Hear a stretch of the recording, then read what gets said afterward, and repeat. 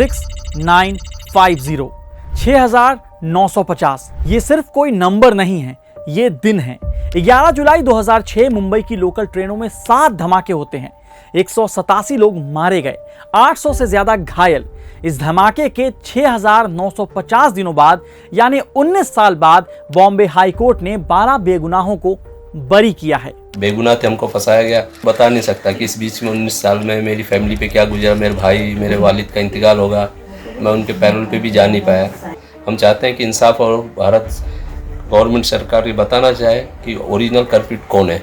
ये है मोहम्मद अली, उन 12 लोगों में से एक जिन्हें बॉम्बे हाई कोर्ट ने 2006 मुंबई सीरियल ब्लास्ट केस में 19 साल बाद बाइज्जत बरी किया है। हालांकि बॉम्बे हाई कोर्ट के फैसले पर सुप्रीम कोर्ट ने अंतरिम रोक लगा दी है, लेकिन सुप्रीम कोर्ट ने साफ किया है कि बरी किए गए लोगों को वापस जेल नहीं भेजा जाएगा। लेकिन अभी भी कई सवाल अनसुलझे हैं। इस वीडियो में हम बताएंगे कि कैसे इन 12 लोगों को फंसाने की कोशिश हुई, कैसे झूठे गवाह कोर्ट में लाए गए, कैसे आरोपियों को टॉर्चर करके जुर्म कबूल करने को कहा गया। साथ ही ये भी बताएंगे कि कैसे राइट टू इंफॉर्मेशन यानी आरटीआई की मदद से पुलिस और सिस्टम बेनकाब हुआ। दरअसल बॉम्बे हाई कोर्ट के फैसले के खिलाफ महाराष्ट्र सरकार ने सुप्रीम कोर्ट में याचिका डाली थी, जिस पर सुप्रीम कोर्ट में सुनवाई हुई। इस दौरान महाराष्ट्र सरकार की ओर से सॉलिसिटर जनरल तुषार मेहता पेश हुए थे। उन्होंने सुप्रीम कोर्ट के जस्टिस एम सुंदरेश और जस्टिस NK सिंह की बेंच से कहा कि वे आरोपियों को फिर से जेल भेजने का आदेश नहीं मांग रहे हैं, लेकिन वो चाहते हैं कि हाई कोर्ट के फैसले पर रोक लगाई जाए। उन्होंने दलील दी कि हाई कोर्ट के फैसले में कुछ टिप्पणियां ऐसी हैं जो मकोका के तहत चल रहे दूसरे मामले को भी प्रभावित कर सकती हैं। इस पर सुप्रीम कोर्ट ने कहा, सभी आरोपी जेल से रिहा हो चुके हैं, इसलिए उन्हें दोबारा जेल भेजने का कोई सवाल नहीं है। लेकिन सॉलिसिटर जनरल की दलीलों को ध्यान में रखते हुए हम ये कह रहे हैं कि हाई कोर्ट का जो फैसला है उसे कानूनी मिसाल की तरह नहीं माना जाएगा। इस हद तक उस फैसले पर रोक लगाई जाती है। चलिए अब आपको इस केस में हाई कोर्ट ने जो फैसला दिया है उसके आधार पर कुछ पॉइंट्स बताते हैं, जिसने पुलिस के कामकाज और पूरे केस पर कई अहम सवाल उठाए हैं। 2006 का बॉम्ब ब्लास्ट मुंबई पर हुए सबसे बड़े हमलों में से एक था। पुलिस ने तब 13 लोगों को गिरफ्तार किया था। आप उनके नाम देखिए, कमाल अहमद, मोहम्मद साजिद मरहूब अंसारी, मोहम्मद माजिद, नवीद हुसैन खान, मोहम्मद फैसल अताउर रहमान शेख, सुहेल महमूद शेख, आसिफ खान, एहतशाम कुतुबुद्दीन सिद्दीकी, शेख मोहम्मद अली, जमीर अहमद, मुजम्मिल अताउर रहमान शेख, तनवीर अहमद और अब्दुल वाहिद शेख। आरोपियों के खिलाफ पहले मुंबई ATS ने Maharashtra control of organised crime act यानी मकोका लगाया, फिर 2007 में UAPA भी लगाया गया, फिर कानूनी कार्रवाई चलती रही। हमले के 9 साल बाद यानी कि 2015 में एक स्पेशल मकोका कोर्ट ने 13 आरोपियों में से 5 को मौत की सजा और 7 को उम्र कैद की सजा सुनाई और एक अब्दुल वहीद शेख को बरी कर दिया।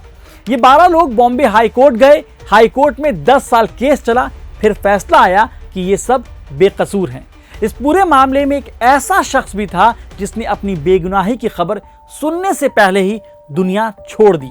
बिहार के मधुबनी जिले के बासोपट्टी के रहने वाले कमाल अहमद मोहम्मद वकील अंसारी की 2021 में कोविड के दौरान जेल में ही मौत हो गई। जब कमाल को पुलिस ने गिरफ्तार किया तब उनके बेटे अब्दुल्ला अंसारी सिर्फ 6 साल के थे। न्यूज़ 18 से बात करते हुए अब्दुल्ला कहते हैं, उस उम्र में बच्चे बस ठीक से चलना सीखते हैं। मुझे ज्यादा कुछ याद नहीं है, लेकिन जो यादें बाकी हैं वे दर्द और तकलीफ से भरी हैं। ATS ने कमाल अंसारी पर पाकिस्तान में हथियारों का ट्रेनिंग लेना, भारत नेपाल बॉर्डर के रास्ते आतंकवादियों को लाना और मुंबई के माटुंगा स्टेशन पर विस्फोटक रखने का इल्जाम लगाया था। लेकिन अब्दुल्ला बताते हैं कि उनके पिता एक मजदूर थे और उन्होंने ऐसा नहीं किया। आप सोचिए कैसे पुलिस ने एक आम मजदूर को आतंकी बना दिया और उसका नतीजा देखिए। जब हमने कमाल के परिवार से संपर्क करने के लिए मधुबनी के एक पंचायत के मुखिया को कॉल किया तो उसने सीधा कहा, वही कमाल जो आतंकी है। बताइए, बरी होकर भी आतंकी का टाइटल माथे पर चस्पा है। क्या अब सरकारें, पुलिस, मीडिया कमाल के परिवार से माफी मांगेगी? उसके बदनामी के दाग कौन धोएगा? अब आपको इस केस के उन पहलुओं से भी मिलवाता हूं जो बताता है कि पुलिस किसी को भी फंसाने के लिए कैसे कैसे हथकंडे अपनाती है।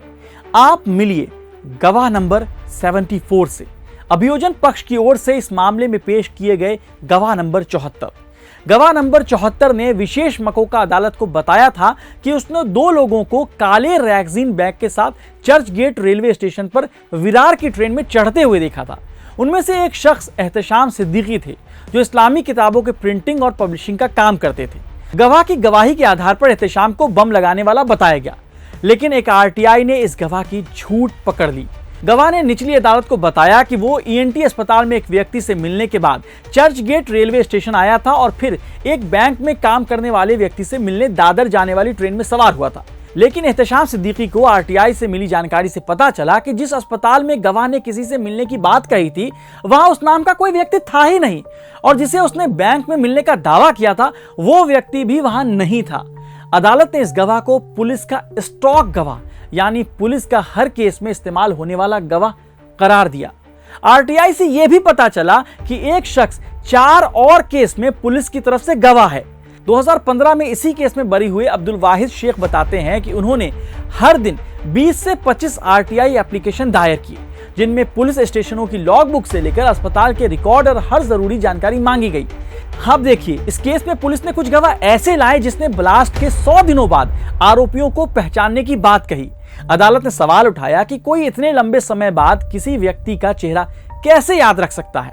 बताइए, पुलिस को ऐसे झूठे गवाहों की जरूरत क्यों पड़ी? क्यों पुलिस असली गुनहगारों को ढूंढने के बदले आम लोगों को बलि का बकरा बना रही थी?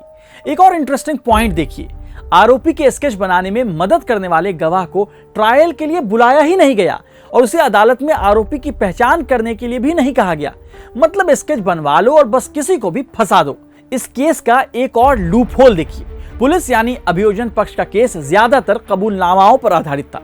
ये वो कबूलनामा था जो पुलिस ने अपनी कस्टडी में रख कर लिए थे, क्योंकि मकोका की धारा 18 के तहत पुलिस के सामने दिए गए कबूलनामों को कोर्ट में मान्यता दिया जाता है। लेकिन हाई कोर्ट ने कहा कि कबूलनामाओं के आधार पर सजा नहीं दी जा सकती, क्योंकि कोई पुख्ता सबूत मौजूद नहीं थे। अब असली खेल दिखाते हैं आपको। कोर्ट ने पाया कि कई आरोपियों ने 2 अलग अलग अधिकारियों के सामने जुर्म कबूल किया है, लेकिन उन दोनों कबूलनामों में घटना की डिटेल से लेकर फुल स्टॉप, कॉमा तक कॉपी पेस्ट था। कोर्ट ने कहा कि यह समझ से परे है कि अलग अलग लोग बिल्कुल एक जैसे शब्दों में एक ही बात कहें। हमने इस मामले में बरी हुए कुछ लोगों से बात की है, आप उन्हें सुनिए। हमको होप था और इंसाफ तो होता है, इंसाफ जिंदा रहता है हमेशा, और हमारे साथ इंसाफ हुआ और ट्रायल कोर्ट ने हमारी जो बात को नहीं माना था, जो हमारे डिफेंस में, उसको हाई कोर्ट ने माना। जो जीनियस पॉइंट है, जो सही चीज़ थी यानी हकीकत, उसको देख करके हमको छोड़ा उन्होंने। मुझे पुलिस ने इलीगल कस्टडी में रख करके 2 महीना धमकी दे के, मेरे घर वालों को धमकी दे के रखा था और मैं कहीं कंप्लेंट नहीं कर पाया, और अचानक मुझे 3rd डिग्री टॉर्चर करके 29 सितंबर 2006 को अरेस्ट कर लिया गया। नहीं, जेल में टॉर्चर करने के लिए तो यही है, जब कस्टडी हो गई तो ATS वाले स्वाति साठी जो उस वक्त सुपरिटेंडेंट है, उसका कांटेक्ट है, और ATS की बात है तो उसके ज़रिए से जेल के अंदर आके मुझे सीट देते थे सरकारी गवाह बनने के लिए। ये अनटोल्ड स्टोरी है, इसको मैं बता नहीं सकता कि 19 साल के अंदर क्या तकलीफ़ें हुई, क्योंकि पूरी परिवार जो, पूरी फैमिली जो है इस 19 साल के अंदर तकलीफ़ें हुई। और यानी मैं बता रहा हूँ कि उसको बता नहीं सकता कि इस बीच में 19 साल में मेरी फैमिली पे क्या गुजरा। मेरे भाई, मेरे वालिद का इंतकाल होगा, मैं उनके पैरोल पे भी जा नहीं पाया। मेरे वाइफ को टॉर्चर किया गया, कंटिन्यू हरेसमेंट किया जाता है। मेरे बच्चे जो 12 साल का था उस वक्त माइनर, उसको मारा भी गया। ये तमाम चीज़ें हैं। हाँ, रियल में इंसाफ होना चाहिए उनके साथ, क्योंकि वो विक्टिम है, वो मरे हैं, लेकिन हम भी विक्टिम है। वो 200 मर गए, हम 10-12 लोग हम भी विक्टिम है, क्योंकि हम भी सफ़र हुए, बेगुनाह थे, हमको फंसाया गया। हम भी जिस तरह उस तकलीफ उठाए, हमारे फैमिली भी 20 साल से तकलीफ है। हम चाहते हैं कि इंसाफ और भारत गवर्नमेंट सरकार ये बताना चाहे कि ओरिजिनल कल्प्रिट कौन है, उनसे पूछना चाहिए। बरी होने वाले एक और शख्स हैं मोहम्मद साजिद अंसारी। साजिद इंजीनियरिंग बैकग्राउंड से थे। इंडिया टुडे से बात करते हुए साजिद कहते हैं, मेरा इलेक्ट्रॉनिक्स का बैकग्राउंड था, इसलिए इन लोगों के लिए आसान था कहना कि ये टाइमर बम बनाने के लायक है। इसी वजह से मुझे टारगेट किया गया। इन्होंने रिकवरी के तौर पर मेरे मोबाइल रिपेयरिंग इंस्टीट्यूट के जो सामान थे और जो इलेक्ट्रॉनिक्स की चीजें थी रिपेयरिंग की, उसे रिकवरी में दिखाया गया। हालांकि FSL रिपोर्ट के अंदर क्लियर हुआ कि कुछ भी एक्सप्लोसिव मेरे पास नहीं मिला। बरी होने वाले एक और शख्स हैं सुहेल शेख। सुहेल के भाई राहिल शेख कहते हैं, हमारा राशन कार्ड, कैश बुक तक पुलिस ले गई थी। हम जब पुलिस वाले के पास जाते तो वो कहते थे कि तुम लोग आतंकवादी हो, गाली देते थे, कहते थे पाकिस्तान होकर आया है तुम्हारा भाई, उसे रोका क्यों नहीं। हम कहते थे कि बिना जजमेंट के ये सब मत बोलिए, तो पुलिस वाला बोलता था कि फांसी लगेगी तुम्हारे भाई को। 19 सालों तक इन लोगों के परिवार के साथ पुलिस, समाज, मीडिया, सरकारें, अदालत नाइंसाफी करती रही। ऐसे में सवाल उठता है कि इन 12 लोगों को और इनके परिवार के 19 साल के दर्द का जिम्मेदार कौन है। क्या उन लोगों को सजा मिलेगी जिन्होंने इन 12 लोगों को फंसाया था। जस्टिस अनिल किलोर और जस्टिस श्याम चांडा की 2 सदस्यीय बेंच ने इन लोगों को बरी तो कर दिया, लेकिन अगर इन परिवारों को सम्मानजनक मुआवजा मिल जाता तो बेहतर होता। इससे दर्द दूर तो नहीं होगा, लेकिन जिंदगी की लड़ाई में मददगार जरूर साबित होगा। एक सवाल और है, 2006 के ब्लास्ट में 187 लोगों की मौत का जिम्मेदार कौन है। उन परिवारों से क्या कहिएगा जिन्होंने अपनों को खोया था। वो लोग लौटकर नहीं आएंगे, लेकिन उनके कातिल को सजा भी तो मिलनी चाहिए थी। इसलिए ध्यान रहे, पुलिस अदालत नहीं है और मीडिया जज नहीं।